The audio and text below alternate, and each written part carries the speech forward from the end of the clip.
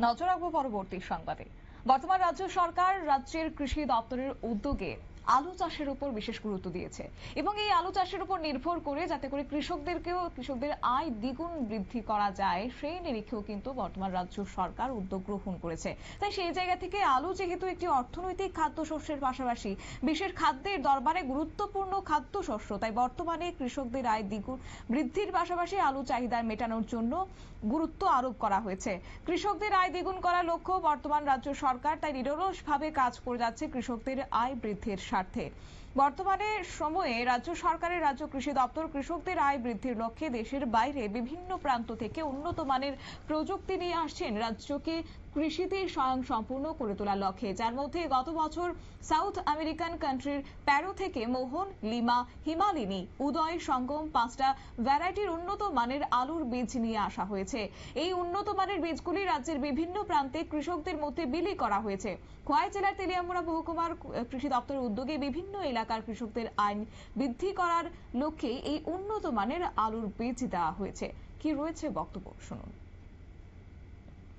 চাই এই বটাটা actually state level horticulture research centre নাগিছড়াতে আমরা এথিক্যাল রুট কাটিং এর মাধ্যমে ওখানে যে সায়েন্টিস্টরা আছেন মেইনলি ডক্টর রাজীব ঘোষের নেতৃত্বে এই প্রোগ্রামটা চলছে সারা রাজ্যব্যাপী এবং ওনারা প্রথম এথিক্যাল রুট কাটিং এনে এটাকে সিটিউবারে ফার্স্ট জেনারেশনটা করে, তারপরে ওই F1টা আমাদের মধ্যে ডিস্ট্রিবিউট হয়েছে।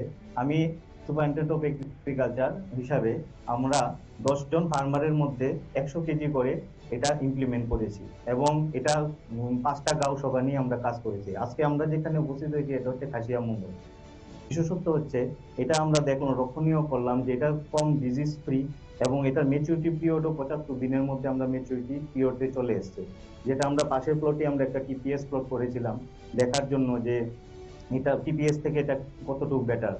দেখা যাচ্ছে যে টিপিএস থেকে এটা ফলনও বেশি এবং বললাম যে ওরা আগামী দিনে এটাকে আরো 2-3 জেনারেশন করবে এবং দপ্তরের কাছে ওরা এখনই বলছে যে আমাদের জন্য নেক্সট সিজনে আমরা।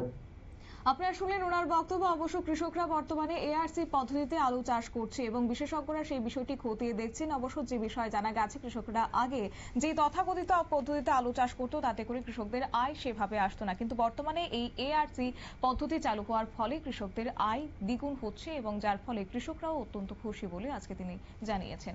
নিয়ে নিচ্ছি ছোট্ট একটি বিজ্ঞাপন বিরতি, সঙ্গে থাকুন।